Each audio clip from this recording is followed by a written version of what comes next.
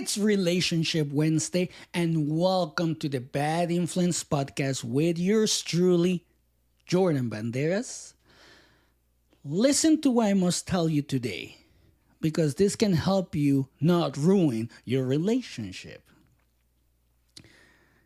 The exact moment she outsmarts you is the moment you find out what your ego costs you to build. Here's what you've been lying to yourself about. You didn't get defensive because she was arrogant. You didn't shut down because she was too much. You didn't feel small because she was trying to make you feel small. You got defensive because she was right and sharper than you in that exact moment. And some part of you has never once let that happen without punishing somebody for it. Say that out loud. Feel how uncomfortable it is. Because it is uncomfortable, huh? Because it's so much easier to make it about her. Easier to call her intense or difficult or needing to prove something than to sit with the fact that the thing you've been calling her flaw is your own reaction to not being the sharpest person in the room anymore. Think about the last time a woman corrected you out loud in front of somebody else and she was right. Feel what happened in your chest before you even open your mouth to respond. That heat rising fast before you'd even decided what you were going to say. Oh yeah, I've been there, and a lot of you have been there. And what came out of your mouth in that moment? Was it really about the correction? Or was it about making sure everyone in that room knew you weren't less than her, even for a second? Be honest. Yeah, be honest with yourself. You've built years of your identity on being the one who knows more. Thinks faster, has the answer before anyone else finishes the question. And a woman who's genuinely your equal or sharper doesn't threaten your relationship. No, she doesn't threaten the relationship. She threatens the exact thing you build your whole sense of worth on top of. That's not about her intelligence. That's about what her intelligence reveals about the ground you've been standing on this whole time. Think about how many times you've called a woman too much right after she said something you couldn't immediately top. Ooh. Think about how many times she talks down to people really meant. She talked and I didn't have anything ready. Think about the woman you've been drawn to who never once challenged you and how safe that felt and how little you ever had to ask yourself why. That safety wasn't peace. It was the absence of the one thing that would have tested you. And you've been calling that peace ever since instead of what it was. A room with nobody in it sharp enough to make you flinch. You know I'm right. Here's the part you really don't want to hear. If a woman being genuinely brilliant makes you feel small, that's not information about her. That's information about exactly how much of your worth was built on being the smartest person in every room you walk into. And that's not solid ground. Let me make that clear. That's ground with exactly one condition attached to it. Nobody else gets to be smarter, ever, or the whole thing gives away. Think about how much of your life you spend protecting that one condition. Choosing rooms where you'd win. Choosing partners who won't outshine you. Choosing silence over admitting somebody got the better of you. How many of you have done that? Well, today you find out what that's been protecting and what it's cost you every single time it worked. This didn't start with a woman correcting you in front of somebody. That was just the trigger. The pattern was built a long time before she ever showed up. Oh, yes, it did. Think back to when you first learned that being smart, being right, being the one with the answer got you something. Maybe it was your parents' attention. Maybe it was praise nobody gave you anywhere else. Maybe it was the one thing that made adults look at you differently. Whatever it was, you found the formula early. Be the smartest person in the room and you get seen. Fail to be that and you go back to being invisible. It happens more often than not.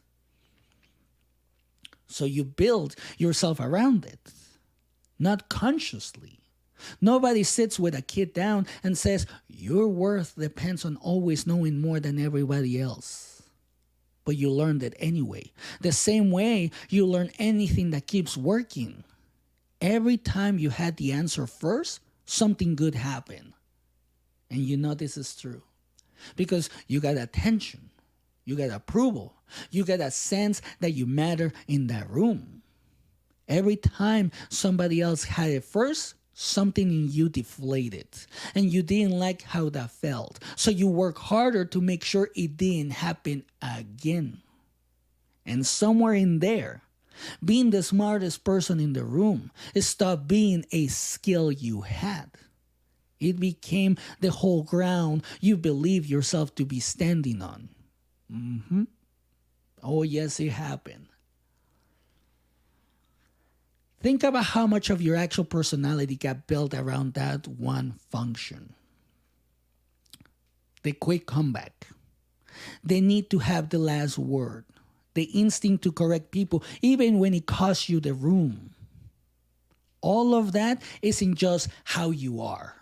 And let me make that clear. That's architecture, built brick by brick around one specific job. Never be the one who doesn't know. And here's what happened as an unavoidable side effect. You stop being able to separate I don't know from I am worth less. Those became the same sentence in your head a long time ago. So anytime somebody demonstrates they know something you don't, or think faster than you did in that specific moment, your body doesn't experience that as a neutral fact. It experiences it as an attack on the actual structure holding your identity together. That's why the heat rises so fast. Oh, yeah. It's not about her. It's a 5-alarm response to the exact thing your whole self-image was built to prevent. Think about how young this pattern is. Before girlfriends, before any of this had anything to do with relationships at all. This is started in a classroom or at a dinner table or in some room where being right was the only currency that got you noticed. And you cashed that currency in for years. Long before it ever had to do anything with love. Here's what you have to understand about that. Whoever taught you that lesson, a parent who only lit up when you had the answer, a teacher who only praised the top score, a household where being impressive was the only reliable way to get attention, they probably weren't doing it on purpose. They were just responding to what worked for them too. That's not an excuse for how it shaped you. It's just the truth about where it came from. A kid building an identity around being the smartest person in the room.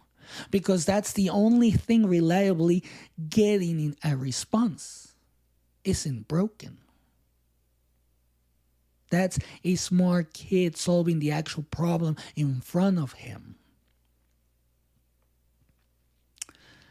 But here's where it stops being just an old story and starts being your responsibility. That kid grew up. And the identity he built to survive one specific room is still running the show in every room since, including the one with the woman you love. She's not from that old room. She never made the rule that you have to be the smartest person present or you're worth nothing. That rule came from somewhere else entirely, a long time before she ever walked in. But she's the one paying for it now. Every time she says something sharp and watches you flinch instead of engage. This happens a lot in relationships. Think about how unfair that is.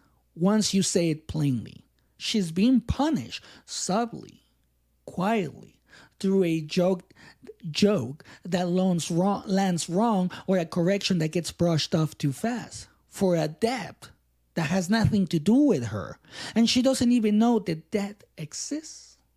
All she knows is that sometimes when she's exactly herself, exactly as sharp as she is, something shifts in you that she can't explain. Here's what nobody tells you about an identity built this way. It doesn't come with an expiration date. No, it does not. Nobody hands you a note in adulthood that says, you can stop needing to be the smartest person in every room now. You're safe. Nobody does that. You have to notice it's still running and choose to update it yourself. Otherwise, it just keeps operating quietly, protecting a version of you that stopped needing protecting a long time ago. Think about how long you've been running this, because it's been long enough. And it's long enough that it doesn't feel like an old defense anymore. It just feels like your personality, competitive, quick, not really the type to lose an argument. That's not a personality trait. And I want to make that clear, because that's an old survival strategy, worn in so long, it stopped looking like armor and started looking like skin. And every day you keep wearing it around the one person who was never competing with you, you're not protecting the relationship. No, you're not. You're threatening it. Yes, you are. Because a partner can survive a lot of things. What she can't survive forever is being quietly treated like a threat every time she's fully herself. Somewhere in you, there's still the version who could be wrong sometimes and not fall apart over it. That version isn't gone. No, it is not. It's just been buried under years of an identity that never learned how to lose a single round without it meaning something bigger was at stake. Notice it right now. That heat. Just thinking about the last time she was right and you weren't. Not anger exactly. Something faster than anger. A flush that starts in your chest and moves up before you've even decided how you feel about it. That's the tell. Your body reacting before your mind's even caught up to what's happening. Oh yeah. Feel where it sits. Not just your chest, your jaw too, tightening. Your hands wanting to do something even though there's nothing to do. That heat isn't information about the conversation. It's a full body alarm going off. The same one that will fire if something you needed to survive was being threatened. Think about that. And think about the last time it happened. She said something sharper than you expected, or corrected you, or simply knew something you didn't. And before you form a single thought, the heat was already rising. Your body moved faster than your judgment did. Oh, yes, it did. That's not a coincidence. That's exactly how a threat response is supposed to work. fast, automatic, no time wasted on reasoning first. Except there's no actual threat in that room. Just a woman being accurate. Your body doesn't know the difference anymore. It's been trained to treat someone else is right and I'm not as danger. So it responds to her being sharp the same way it will respond to something trying to hurt you. Oh man, I've done it and I'm not ashamed of it because now I learn. And you shouldn't be ashamed of it. So think about what the heat has made you do in the moments right after it rises. The joke that came out sharper than you meant it to. The correction you gave back, not because it was true, but because you needed to land something. The subject change right when she was mid-thought because letting her finish felt like losing something you couldn't afford to lose. None of that was about her. That was the heat, making decisions for you faster than you could stop it. And here's why it's costing your body every time this happens. You don't get to just feel it and let it pass. You act on it almost every time. And acting on it means the heat never gets to finish its job and settle back down. So it stays low grade, most days, humming right under the surface, waiting for the next moment she says something you can immediately top. Think about how much of your energy in this relationship goes into staying ahead. Oh, yes. Not loving her. It's staying ahead of her. Watching for the moment she might say something that lands harder than what you've got ready. That's what I'm talking about. Well, that's not presence. That's a body on constant alert, running a threat scan on the one person who was never your enemy.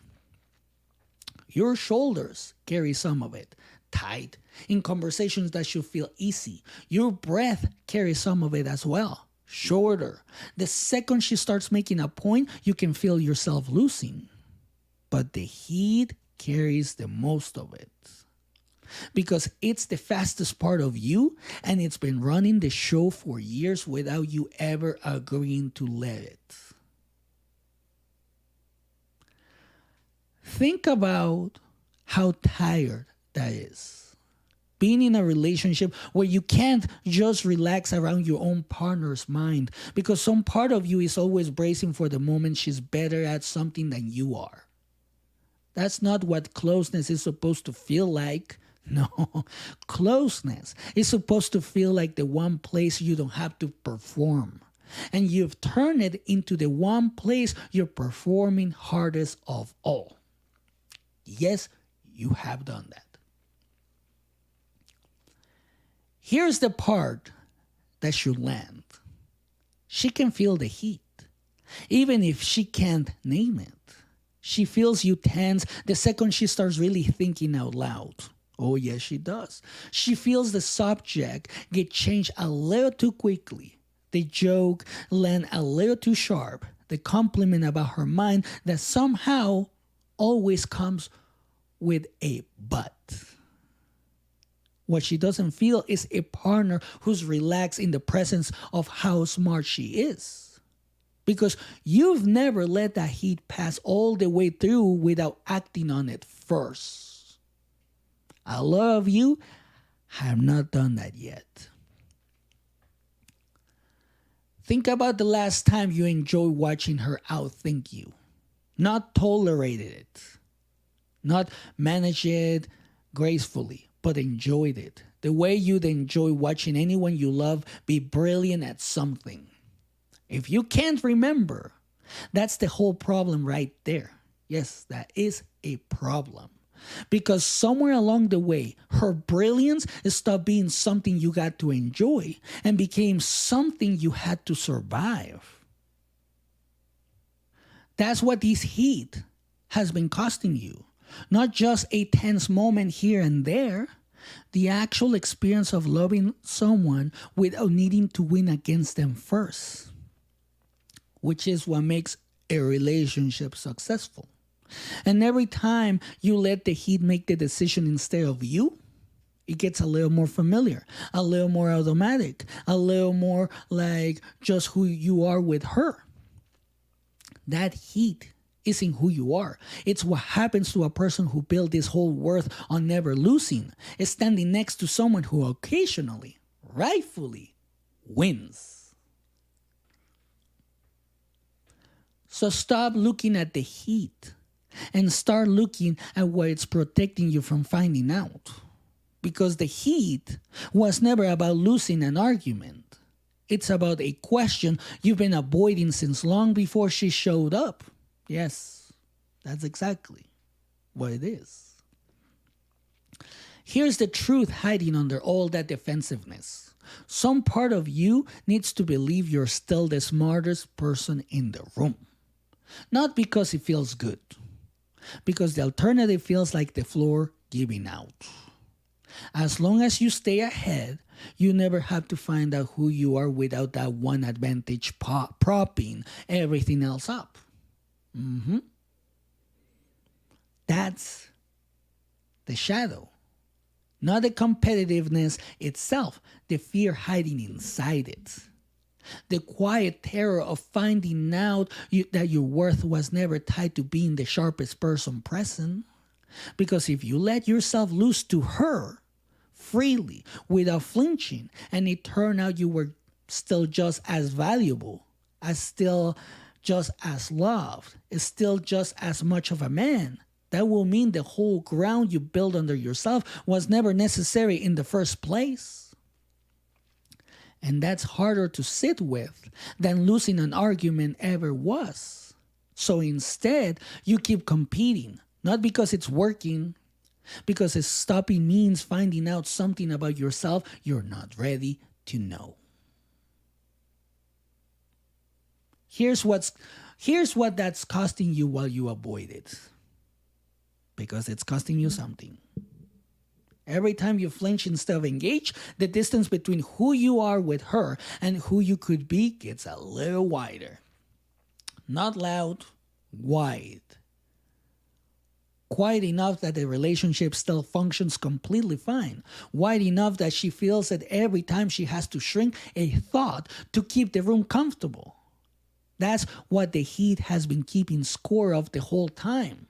The gap. Growing. And here's who you're becoming while it grows. Someone who's excellent at staying ahead and terrible at being known. Someone she describes as smart, capable, quick, and privately. Someone she's learned not to fully think out loud around. That should land harder than the others. Not fully thought out loud around. Because a partner who edits her own mind to keep you comfortable isn't loving you fully anymore. She's managing you. Yes, she is. Yes, she is. And here's what happens to a woman who spends years managing a man's ego instead of just being herself around him. She starts pulling her intelligence back before she even opens her mouth. Not because she stopped being brilliant, because every time she let it out fully, she watched you get smaller instead of bigger, and eventually that got exhausting to keep causing. So, she edits, softens the correction, skips the sharper joke, lets you have the last word on something she knew more about. Oh man, that happens more often than not. And you've probably told yourself that meant things were going smoothly. Well, guess what? It didn't. It meant you trained the smartest person you know to hide part of herself, specifically around you. That's the part that should keep you up at night. Not that you compete. That you competing is quietly teaching the person you love to disappear a little, just for your comfort.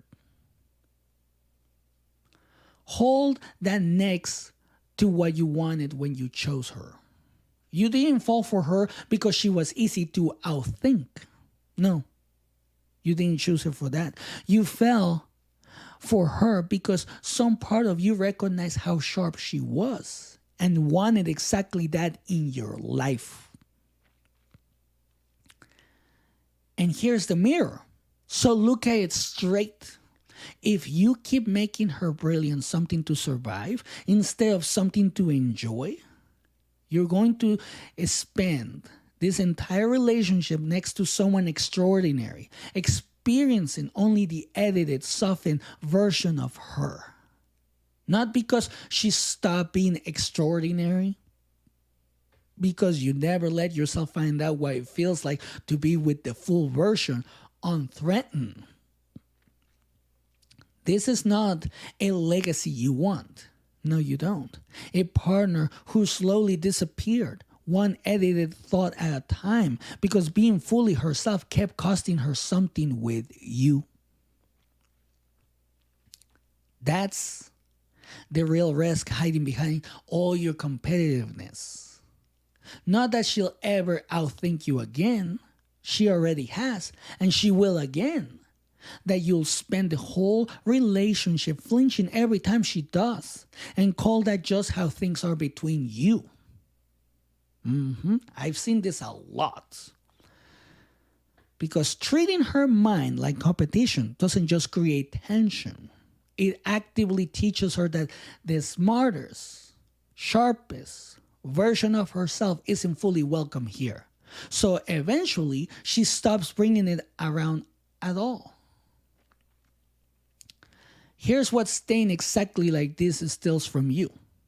Not just a few tense conversations. Not just one edited version of your partner. It steals the one thing this relationship was supposed to give you. A partner who challenges you, makes you sharper, makes your own mind work harder just to keep up. The exact thing you say you want in every other part of your life.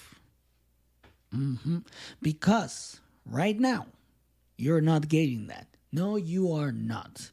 You're getting the version of her small enough not to threaten ground that was never stable to begin with.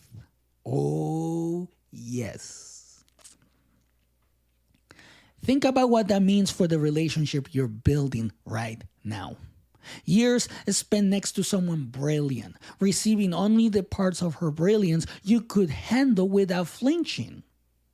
And let me be honest, that's not a good relationship because it looks fine from the outside, looks like a solid, easy partnership, but underneath it, the smartest person you know has been quietly filing herself down to fit inside your comfort, wondering, without ever quite saying it, if you'll ever be able to enjoy all of her. That's the cost.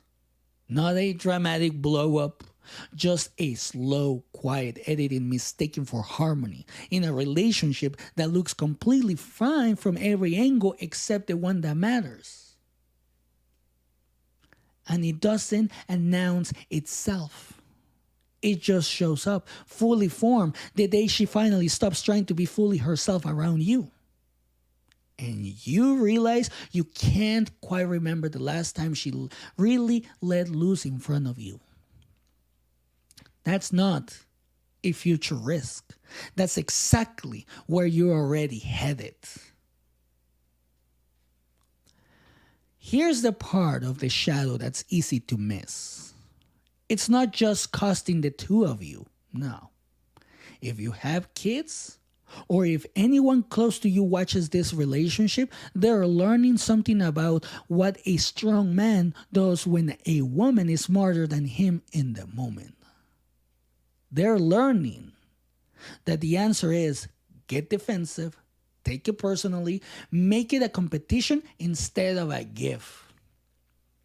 That's a lesson you be handing down without ever saying a single word about it.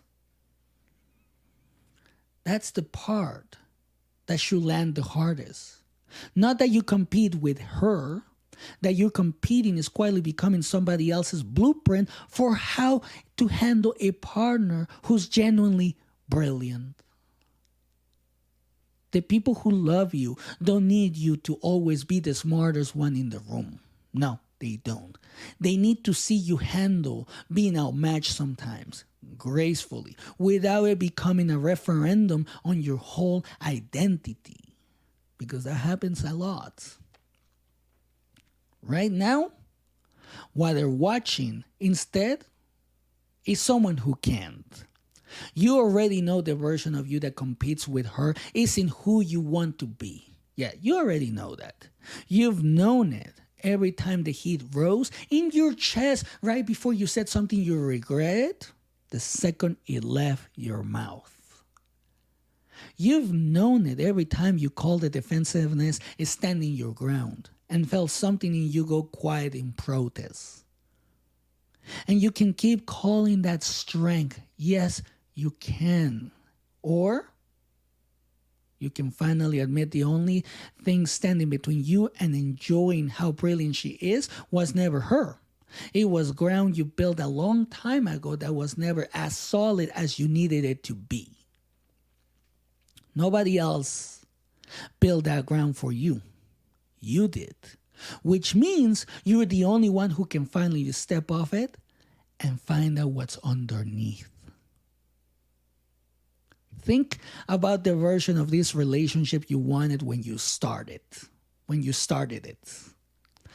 Two people who made each other sharper. Not one person managing the other's brilliance down to a safe size. That version is still possible. It's just not available while the heat gets to decide what happens every time she's right. Because right now, the choice between competing with her and loving her fully gets made by a reflex, not by you. And a reflex built when you were a kid has no business running a relationship you're building as a grown man. The distance between the partnership you say you want and the one you're building keeps growing every time you let that old alarm answer for you. That gap doesn't close on its own. It closes the day you finally decide the old ground matters less than the woman standing on the other side of it. So here's the standard that holds up. Your worth was never supposed to depend on being the smartest person in every room. Everything you just sat through wasn't meant to shame you. And I want you to understand that. You had to see exactly what the competing was protecting before you could ever let it go. And now you have. So let's talk about what's waiting on the other side of that ground. Not a guarantee you'll never feel outmatched again. Something more honest than that. The chance to enjoy her instead of surviving her. That's the whole thing you've been missing. Not winning, enjoying. Real strength was never about staying ahead of her. Real strength is about being secure enough to lose to her in the moment and not feel like you lost anything that mattered. That's the real move right there. If you want a real relationship, that's what you're going to have to do. Because you've been waiting to feel unthreatened before you'd relax around her mind. Unthreatened isn't going to arrive first. It only shows up after you let yourself be outmatched a few times and survive it completely intact. So the new rule is simple. Let her win the round and find out you're still exactly as valuable as you were before it happened. That's going to feel strange at first. It's supposed to. Your body has been trained to treat her being right as a 5-alarm event for years. And here's what practicing this looks like. Small, not a personality transplant overnight. Next time she corrects you and she's right, say so. Out loud. without a joke to soften it, without a well, actually, to reclaim ground. Notice the heat rise. Let it rise. Say, you're right, anyway. That's the whole practice. Not eliminating the heat, not needing it to go away first. Because that doesn't happen. And here's what winning looks like this time. It's not some perfect moment where you suddenly stop caring who's smarter. It's smaller than that and realer. It's the first time she outthinks you and you feel proud instead of threatened. Even if it's small, even if it's just one conversation where you say, I didn't think of that. That's really good. Instead of changing the subject. That single moment, it starts proving the old ground wrong with real evidence about this relationship, not about the kid who needed to always have the answer. That's the win, not staying ahead, but enjoying being caught up to. And I want to be straight with you about something most people leave out. This isn't going to go perfectly. No, it is not. Some days, the old defensiveness is going to win anyway, out of pure habit. Because it is a habit, and it's also a bad habit. Some days, you catch the heat rising and still say the sharp thing before you can stop it. That's not failure. No, it is not, and I want you to understand that. That's what unlearning a defense you built as a kid looks like in real time. The goal was never zero flinches. The goal is that you keep coming back to enjoy her mind. Even on the days the old alarm wins the first round. Because this was never a one-time fix. It's a practice you keep choosing on purpose long after the old ground stopped needing defending. This is exactly why this podcast exists. Because this right here, you sitting with this, feeling exactly how much heat rises the second she's right, this is the whole reason the Bad Influence podcast exists. Not to make you feel good for 20 or 40 minutes and send you back to competing with the person you love. No. To put a mirror in front of you that you can't talk your way out of. If you skip next Wednesday, you go back to defending that old ground alone, telling yourself it's just confidence. If you're here, you don't have to figure this out alone. No, you don't. Hit subscribe, not as a favor to me, but for the partner sitting across from you right now, is still waiting to find out if you can handle all of her. Because she's been waiting a long time, and waiting doesn't fix it. Only you relaxing into her brilliance does. Fast forward a year. You still feel that heat sometimes. The old habit doesn't disappear completely. It just stops running the whole show. But you catch it faster now. You feel it rise, and you say, you're right, anyway, instead of laying it aside for you. She's felt the difference by now. Yes, she has. Not because you announced it, because you kept proving it. One undefended moment at a time. She stopped editing herself down around you.